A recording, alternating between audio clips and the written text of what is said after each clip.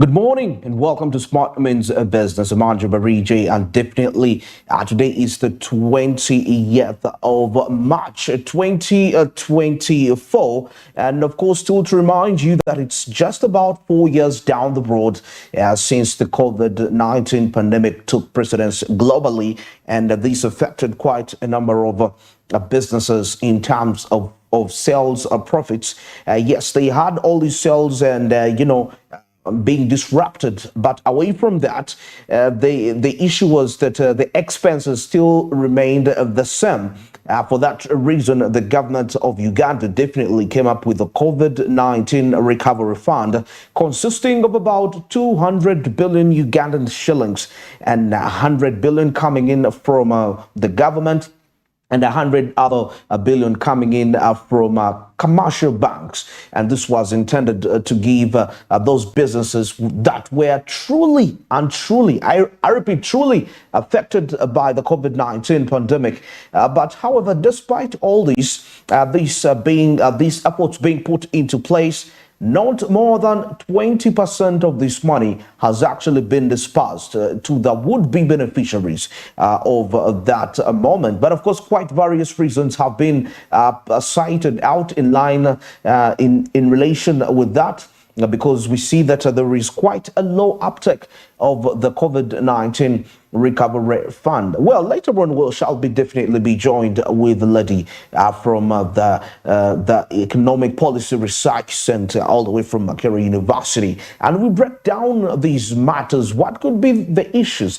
But it's quite amazing what the perceptions that have been coming up all throughout this money, because we get to understand that this was an amount of money that was at an interest of about 10 to 11%.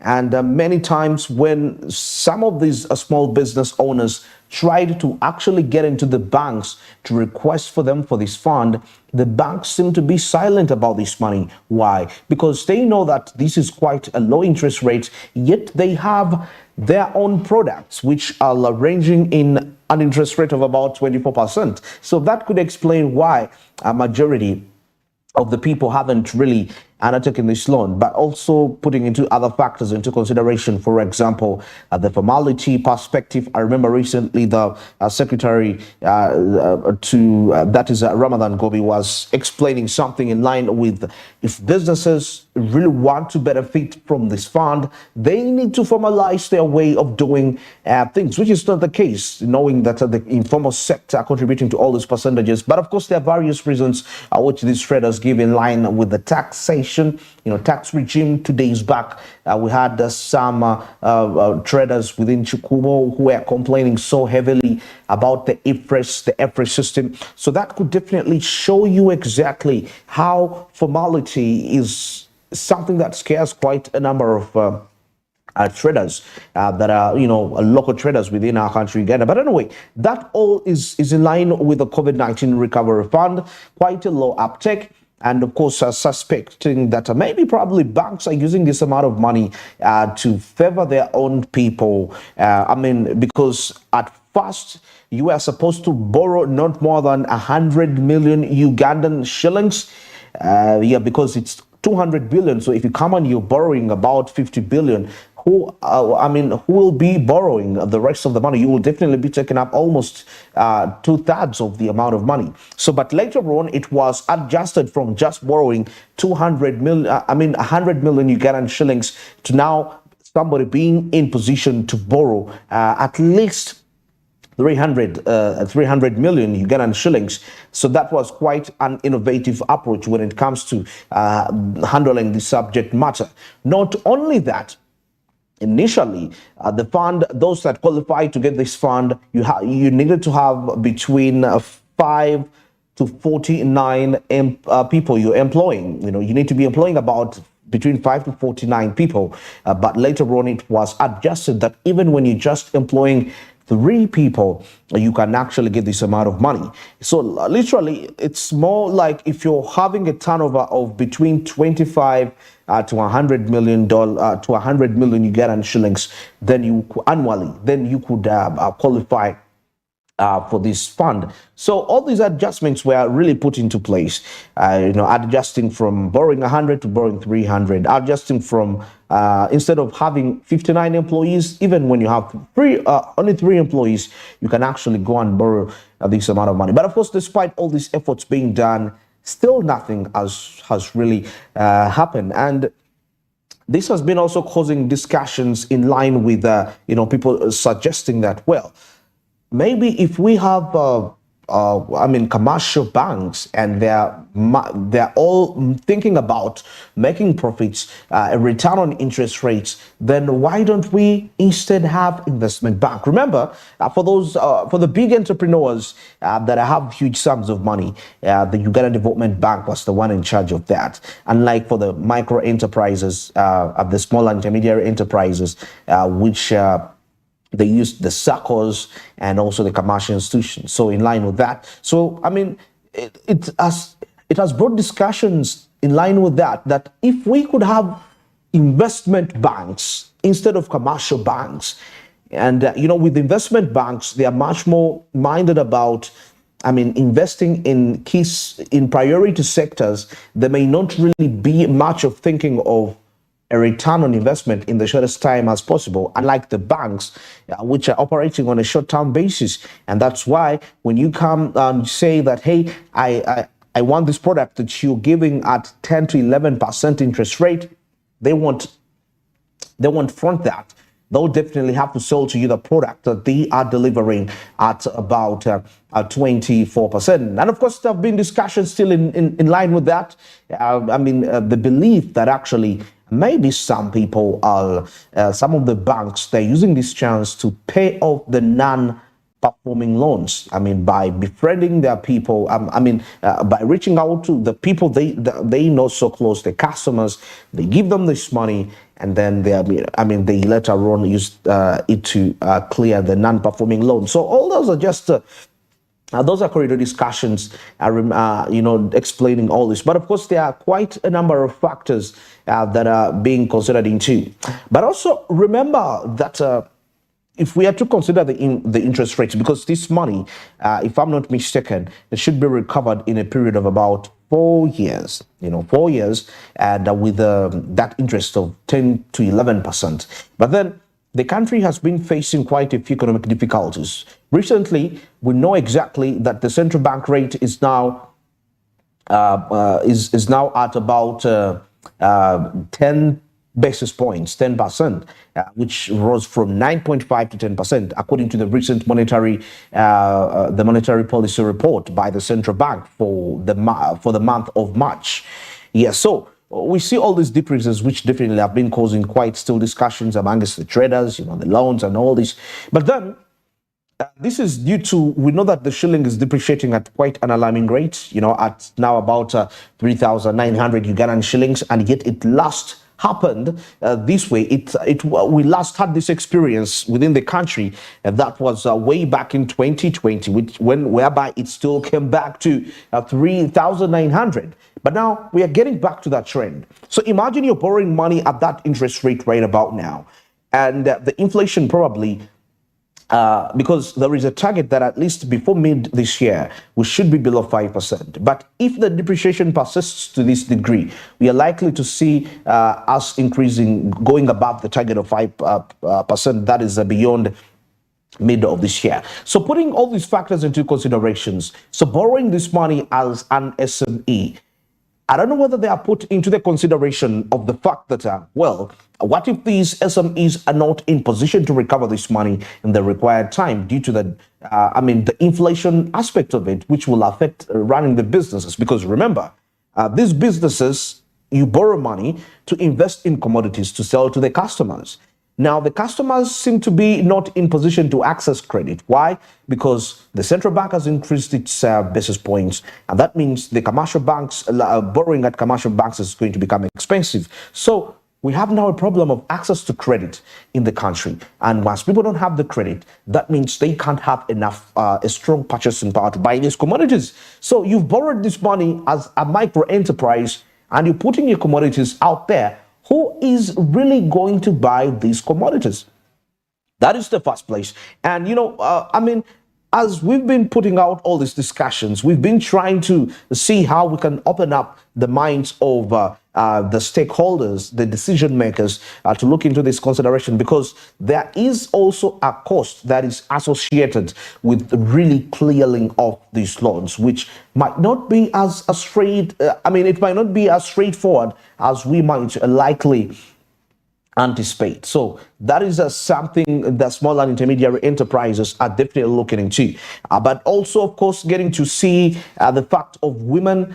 Recently, we're in the Women's Month. Definitely, when this fund is really being given out, are the women really put into consideration? Because we know for sure that when it comes to financial inclusion, if you're in the rural areas, you're excluded. If you're if you're woman, you're excluded. And these are the discussions that I'll be sharing later on, when I'm going to be joined with Florence from Economic Policy Research Center, and she's going to be definitely telling us further details, all in line with this. So the responsibility of the government here will be, witnessed when it comes to creating the sound economic environment for these SMEs that are borrowing this money, regardless of the interest rate. But at least, they need to ensure that this money is actually effective by, through government creating a conducive economic environment.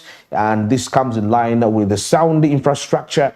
We are discussing matters to do with fair taxation. There is a lot of, the taxation regime is actually quite causing many traders, to get out of business. And it explains why we see majority of them have been now leaving the city center, going to operate in the suburbs. And this all comes back to the fact that the owners of the buildings in the city center, are increasing this rent on a daily basis. And all this comes due to the taxes, new taxes that that come up being imposed. And sometimes, if it's not the tax base, if it's not the new taxes that are being imposed, they are increased. Now you are supposed to pay this. Now you have to pay this. And now the cost comes back to the trader, which trader has to also get this cost back to you, the buyer. So when you take a look at all these dynamics, I was thinking that all this should be put into consideration when it comes to determining the recovery period of this money, of the COVID-19 recovery fund, considering all these factors. Supposing the inflation gets worse than it is today, what if we see our shilling reaching 4,000, $1 being equivalent to 4,000 Ugandan shillings? What would that really have to explain? That would have to create a picture for the decision makers in terms of adjustment. And these are part of the key discussions that we are going to be sharing from a research fellow from Economic Policy Research Center. Well, that is it for our morning call at this particular time. And now let's switch and take a look at what's making headlines, that is across the press.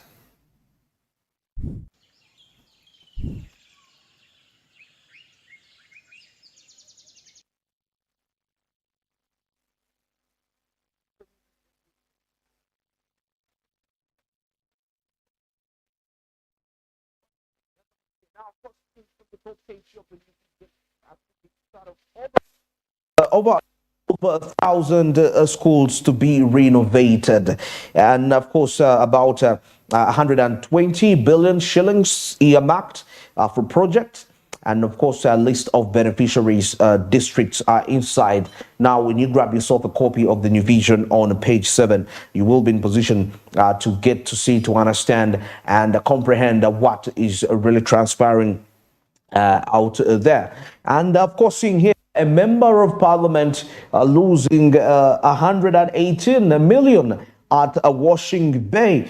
This is a theft case. This is quite absurd. Imagine you lost 118 million Ugandan shillings. That is quite some good amount of money.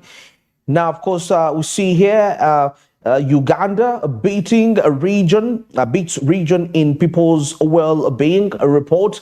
Now, of course, seeing that inequality in schooling between females and males has actually narrowed according to the United Nations Human Development Index ranking. In line with that, now Uganda has definitely improved by 7 positions.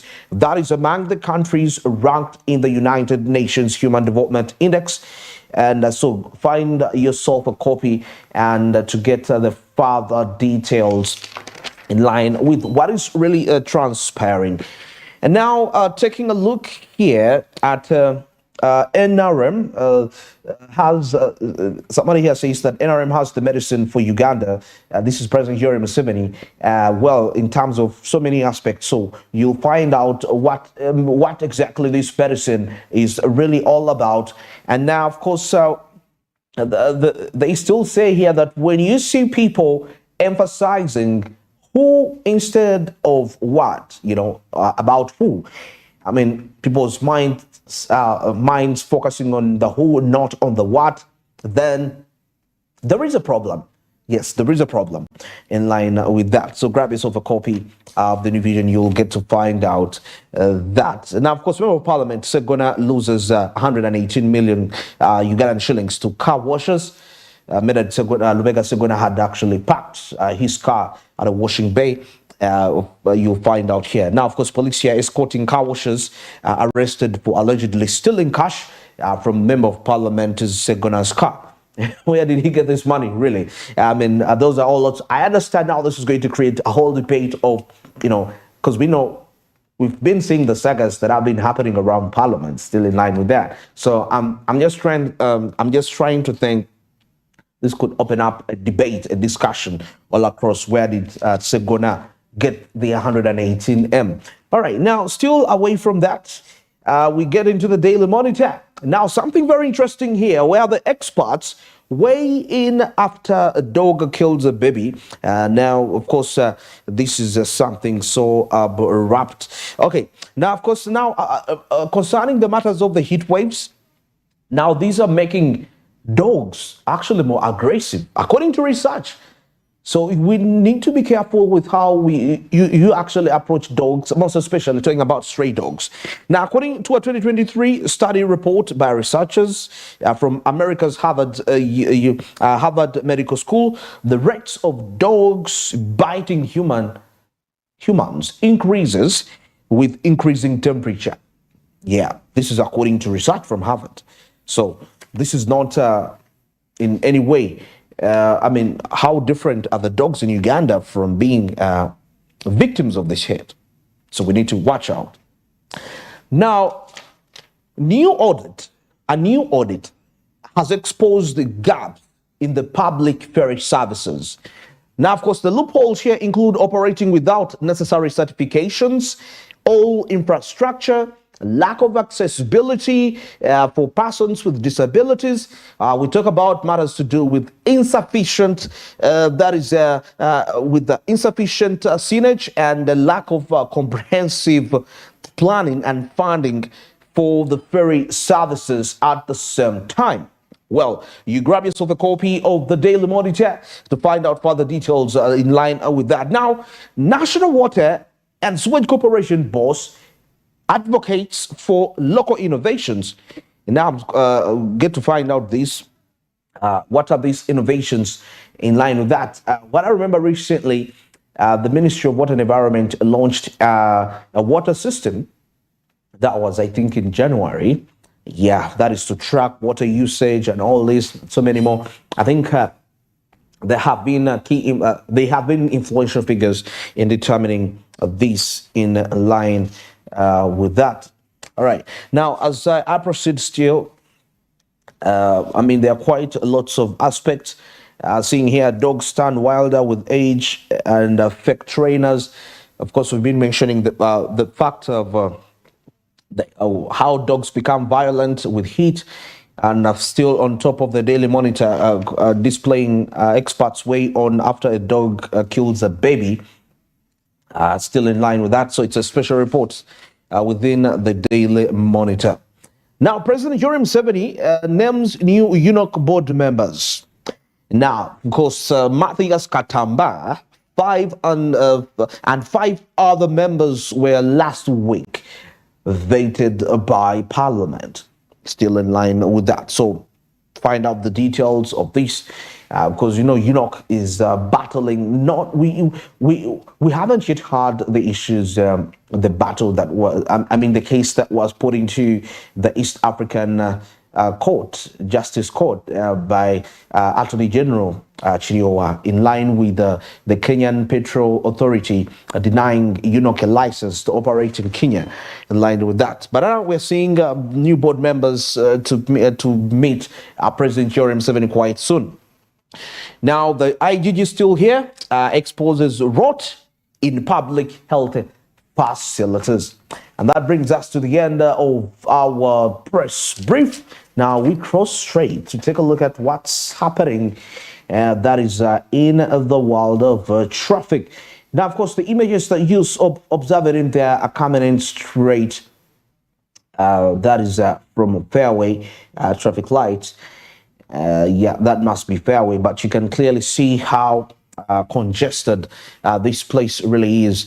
If I'm to take a look at the vehicles that are coming in all the way from that is one from Mulago roundabout side, rather, along the Yusuf Fule Road, and they're proceeding to the different destinations.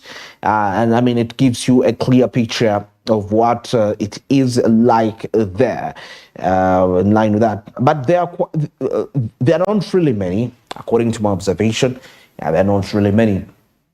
There are quite a few of them. So it's all under control. It's all under control, causing the fact that the traffic officers are in line with in controlling this. Now, seeing borders here trying to have everything under control, and there is absolute discipline, because we definitely know that they cause quite so many accidents as they try to be impatient to go through that.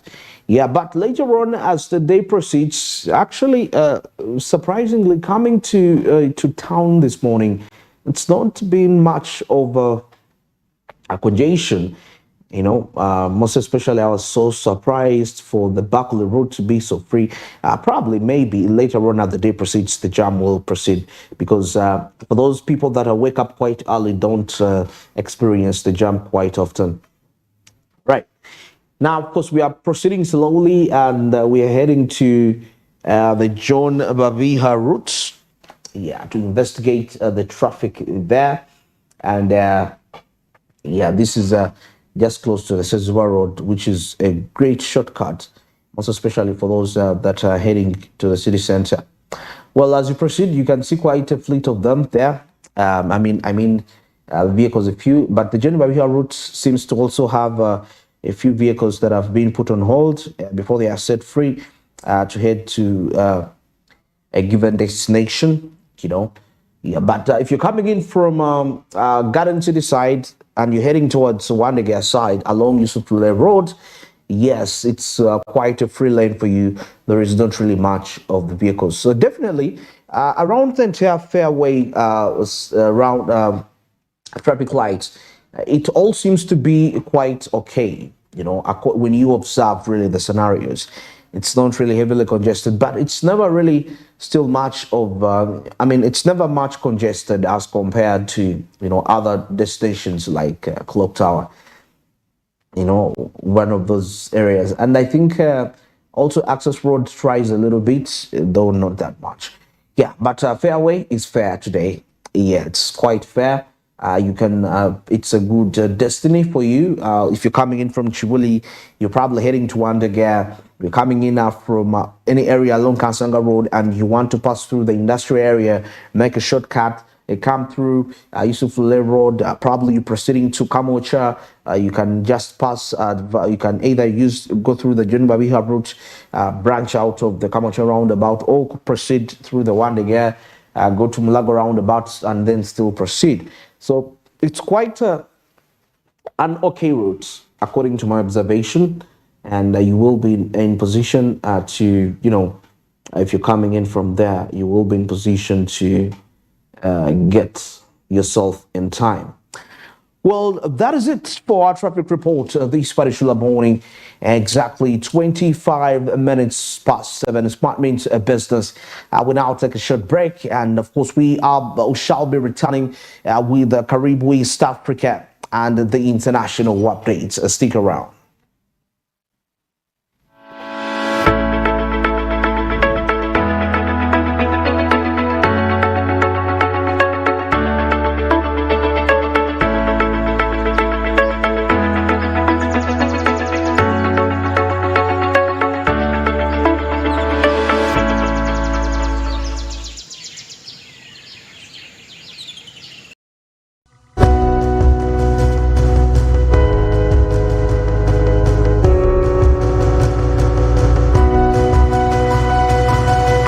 Smart 24, driving business.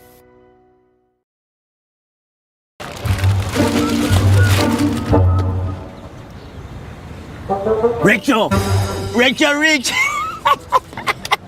The Queen Cobra, the password of the money, the original no spare parts, the 11th commandment, the question and the answer. Sis, I know you want money, but I'm also broke. Ah, no. Money is not an object. These days, Mama sorts me out anytime. In fact, my sister, let me also sort you out. Really? I've just sent you instructions on how to get a loan on Momo. I'm here for you. Can I borrow some chips? When you need a loan, you've got MTN Momo. We're so tingy. Use the Momo app or dial *165*5# for all quick loans. Choose from the different loan options from our partners and get one that works for you. Together, we're unstoppable. Luxury redefined at Seasand Hotel as you indulge in the splendor of elegant living fit for the royalty that you are. Step into comfort, pampering and blissful customer-centric service as you select from our range of comfy, exquisite living quarters furnished to meet with your royal preference. Surrounded by scenic beauty, our tropical setting allows you to escape the glamorous ordeal of city life. Our ambient green gardens will guide you to a place of revitalizing rest. The 3-star restaurant caters to your palate, serving your choice menu ranging from exotic cuisines to local delicacies. Our chefs will serve you full-course meals for a truly out-of-this-world culinary experience. Our fully stocked bar to whet your throat, from renowned global brand whisks, brandies, gins, beers and wines to our locally celebrated beverages, you will not lack for any brewage. It's an all-new experience in the East at Seasand Hotel. So visit today at plot 15 to 19 Spire Road, Ginger, or contact us on +256 751 719 960 and +256 785 354 614 for reservations. Seasand Hotels, luxury redefined. Let's live it up and party and have cracking good fun. When it comes to edutainment, DSTV's number one. Is everybody ready to go? We've got the zaniest characters to transport you away. The party is cracking, so why not come play? You're gonna love it. We've got so many channels and a ton of new shows, like Disney and Nickelodeon, where anything goes. So live it up with DSTV. We bring the fun. You know we're number one.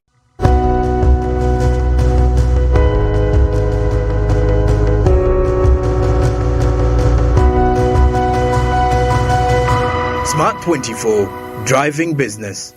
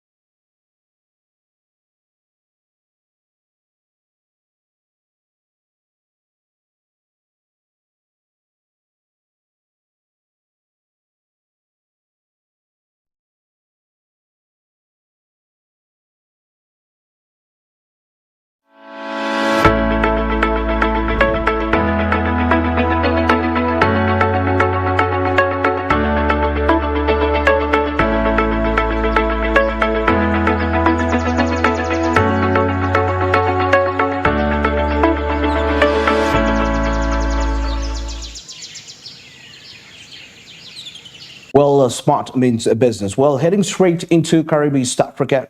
Of course, we start off with Kenya, the country that is racing against time to exit the grey list. That is ahead of the review. Now, Uganda just survived the grey list, just recently, and we know the benefits that come alongside when you survive the grey list, and it's all in line with foreign direct investment.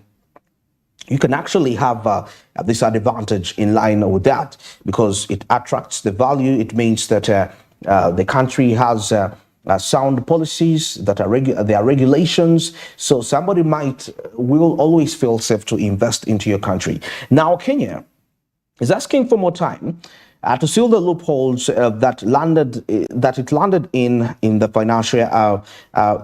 Kenya is asking for more time to seal loopholes that it's in the financial, that is the action task force's grey list last month. It landed into some sort of challenges in the financial action task force's grey list last month, even as it promises a swift exit ahead of the review in April. Now, that is a Prime Cabinet Secretary, that is a Musalia Mudavadi, who is also the Cabinet Secretary for the Foreign and Diaspora Affairs, last week told a meeting of European diplomats that Kenya had requested the Financial Action Task Force, for more time to completely tackle the deficiencies, but hoping to exit the list quite very soon. And Kenya is a country that has been battling with quite a huge number of economic deficiencies of late. The Kenyan shilling depreciating against the dollar at quite an alarming rate. The country suffering from a domestic debt. There is quite a huge debt, the inflation pressures and all this. And this has been quite a worse period compared to the previous times. And most especially, we attribute this to ever since President Ruto became a president of this country. But still, despite all these underlying factors, the nation has been able to build up itself in terms of establishing, recommendable plans. For example, they put in place a smartphone manufacturing company, manufacturing smartphones at relatively cheap prices. But of course, all these initiatives come with a cost along that, which sometimes can affect the state coffers because you have to really get into them if you're to have something moving. Now, according to the European Union Diplomatic Corporation, that is according to Mr. Mudavidi, he said that we are certain that the upcoming FATF review in April 2024 will note the progress Kenya is making through legal and institutional reforms to ensure financial transparency, curb illicit financial flows, and combat money laundering and terrorism financing. Mr. Mudavadi told the European Union Diplomatic Corporation, still in line with this.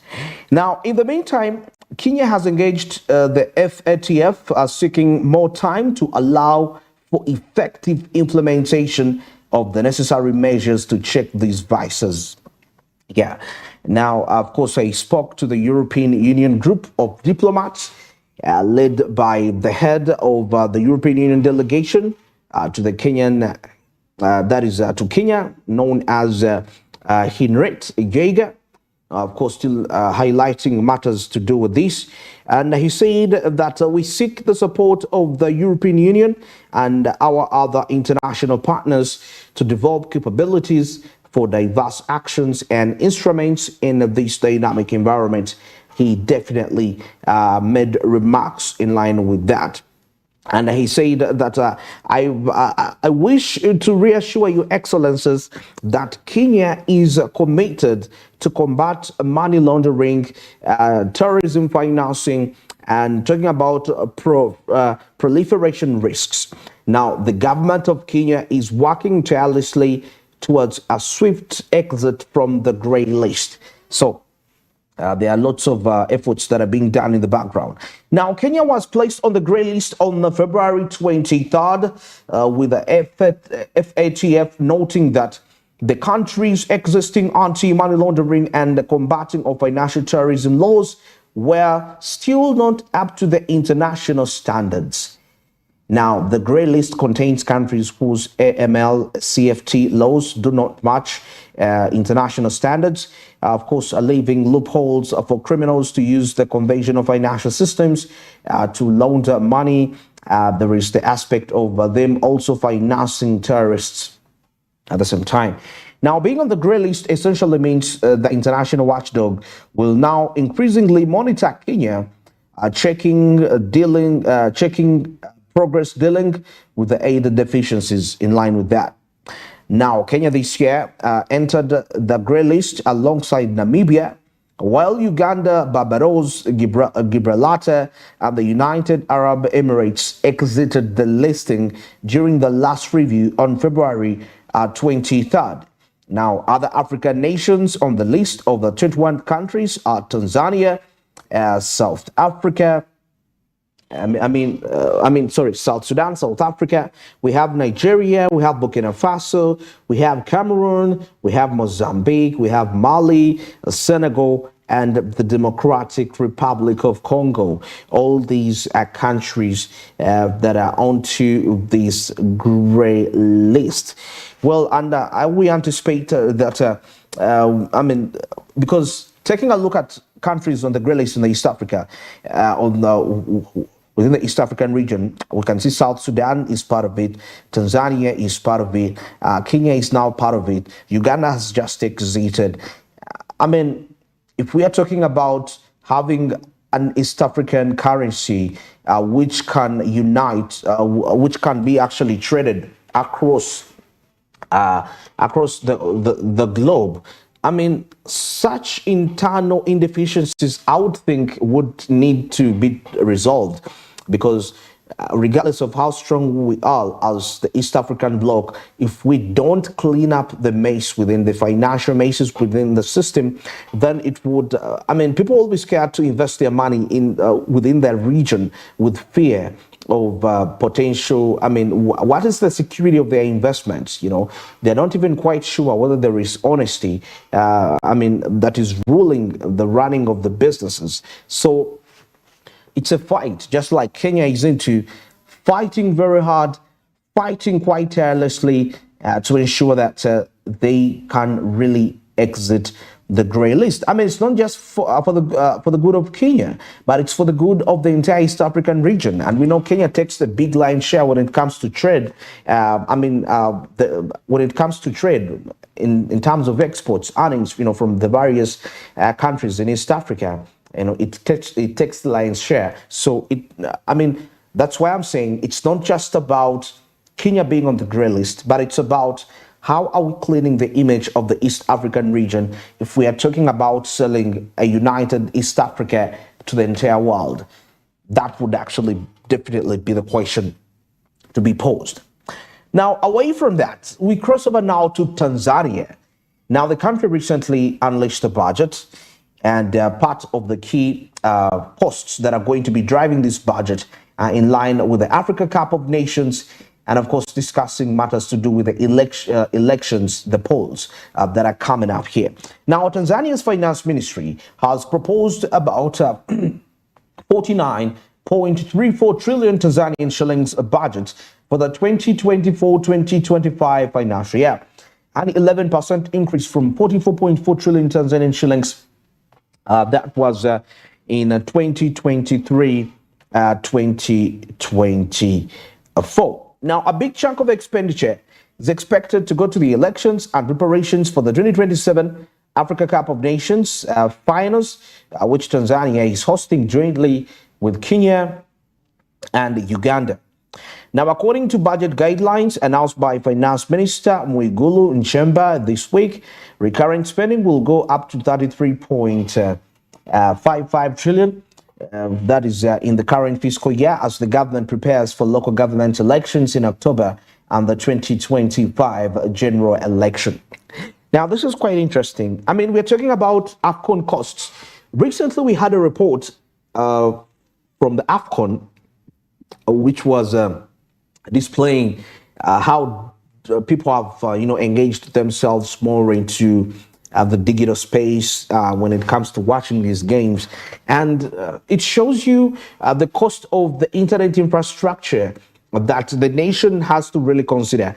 I mean, when we talk about AFCON costs, it's not just about constructing stadiums, but it comes with a lot of aspects, because we are talking about creating an ecosystem whereby if the participants, talking about the players, when they come into East Africa, there is harmony in terms of their existing. I mean, when it comes to them existing on the East African playing. I mean, they're coming in from the various places, and it's not going to be just people from various, from only Africa, but we're talking about people from Asia coming to watch African football. So their existence within the country will need that Tanzania creates an ecosystem that favors all, and this comes across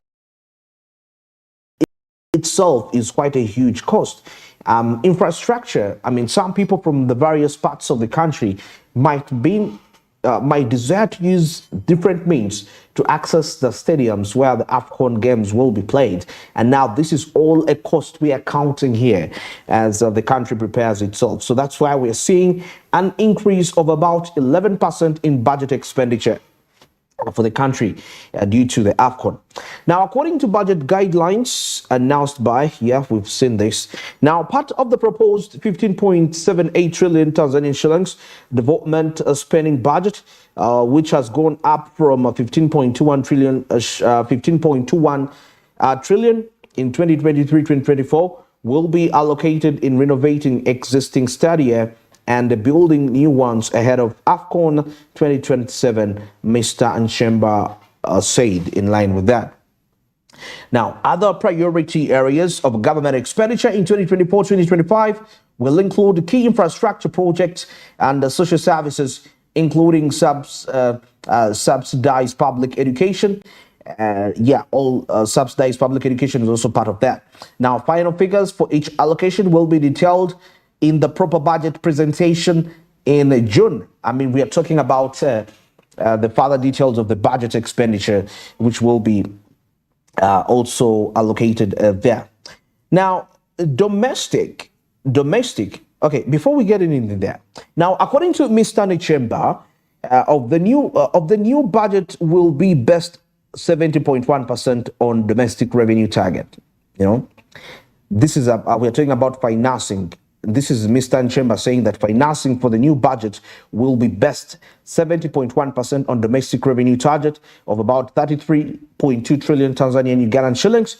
That is a 10% increase from the 2022-2023, when expected domestic income was about 30.23 trillion Tanzanian shillings. That is about 11.85 billion US dollars.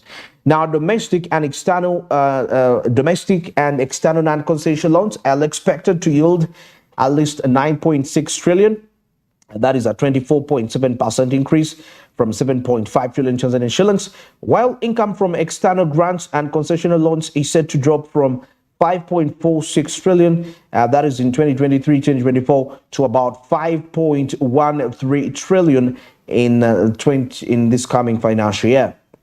Now, Mr. Nchemba said that government would replace more focus on its efforts to increase domestic revenue collection as the most reliable way of paying for budget expenses without having to comply with the negative conditions.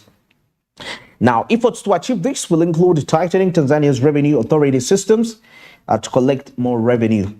Now, the government will also invest in productive sectors that can offer quick win solutions towards expanding the tax base and continue with measures to formalize the informal business sector and block tax evasion loopholes. That is including by improving the controls at one-stop border posts with neighboring countries. This is still recommendations from the minister. Now, he definitely added the government had planned to push for more public-private partnership arrangements to help reduce the burden it has to bear in continuing to finance development projects in the way people have become accustomed to. Now, one thing about Tanzania, most especially, when you look at the internal structures, because we're seeing the aspect of public-private partnership. There seemed to be quite a coordination between the government, the private sector, and the development partners. And all these play quite a crucial role when it comes to establishing the country's goals for a desired period of time. Now, this is 2024 rather, and we're speaking about 2027. It's a 4-year plan that is into the pipeline, 3-year plan. But then the private sector has a role to play, the government has a role to play, and the development partners have a role to play. So there are quite lots of parties that are being involved in here to make sure that the AFCON really kicks on quite effective and quite other, because there are also elections that are coming in, and we know how costly elections can be for a nation. Inflation sometimes is actually experienced, high prices due to high costs, because when some of unlike Tanzania, where there is really democracy, but in countries where politicians have to use money to get these votes, so that means there's going to be a lot of money in circulation, and which is likely to cause inflation. So there has to be a budget to counteract the post-elections, the possible effects of that, due to when it comes to the physical practices which are done during the election, of increasing the circulation of money, so which is quite unfriendly. And well, that brings us to the end of the Caribbean East Africa report here. Of course, in case you just joined us, I will first kick starting off with Kenya, which is racing time against to exit the grey list, as we are waiting for a review come April this year. And of course, Tanzania raising budget expenditure to $19 billion on polls and AFCON costs. So the $19 billion has been, the cost has been driven by the upcoming elections and also the Africa Cup of Nations. Well, for this point in time, let's take a look at what's making headlines beyond the borders of East Africa.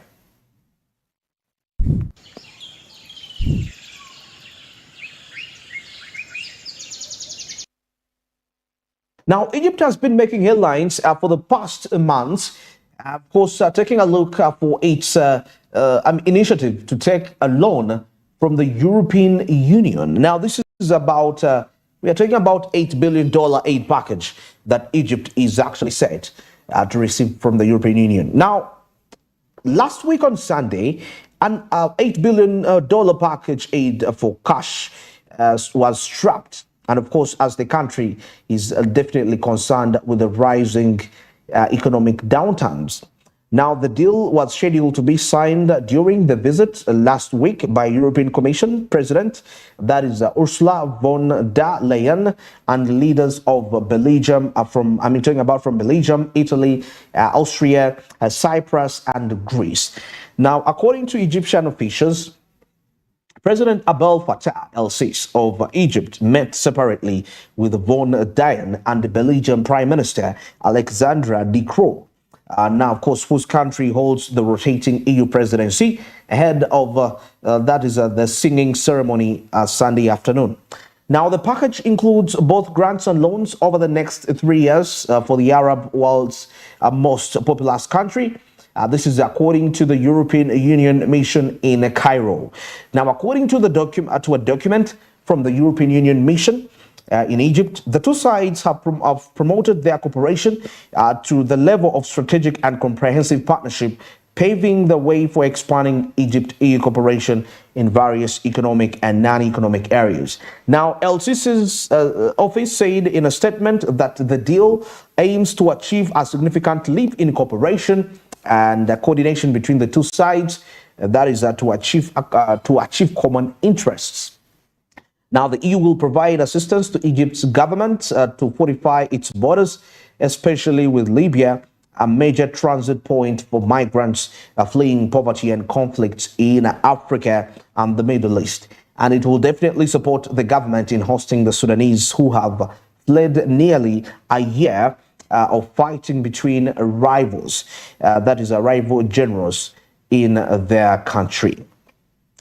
Now, of course, so as we see, while the Egyptian coast has not been a major launching pad for people smugglers and human traffickers, that is sending overcrowded boats across the Mediterranean to Europe, Egypt. The country still faces migratory pressures from the region, with the added looming threat that the Israel-Hamas war will spill towards the borders. Well, away from Egypt now, we cross over to South Africa, as the government is set to government deal to sell a stake in South Africa Airways is crumbling. Now, a deal to sell majority stake in the troubled South African Airways has fallen apart. Now, Pravin Gordhan, the South Africa's Public Enterprises Minister, overseeing the company, said on Wednesday the government and Takatso had agreed, but there was no clear path forward for the transaction after a new business and asset valuation. Now, the South Africa government had been negotiating the deal for 3 years now. Yes, now the airline was on the verge of being liquidated before it entered a form of bankruptcy protection, that is in 2019. Its finances worsened as the COVID-19 pandemic restricted all these perspectives. Well, that is it from the international updates. Smart means business, 8 minutes to the top of the hour. And we take a short break and, of course, we return with further discussions all in line with business.